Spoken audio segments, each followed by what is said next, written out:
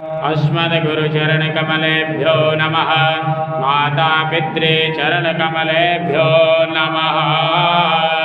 अथ कर्मपात्रपूजनम् अहं तद्वाचामि ब्रह्मणा वन्दमानस्तदा शास्ते यजमानो हविर्वेः अहेदमानो वरुणेः बद्धरुषगुं समानभायोः प्रमोखे।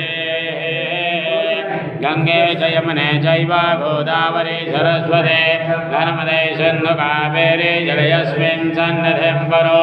गंगादेव्यै नमः, जमुनादेव्यै नमः, सरस्वतीदेव्यै नमः। सप्तसागरेभ्यो नमः, सर्वेभ्यो तीर्थेभ्यो नमः। अस्मिन् कर्मपात्र्यावाहयामि स्थापयामि। प्रार्थना प्रार्थयेत्।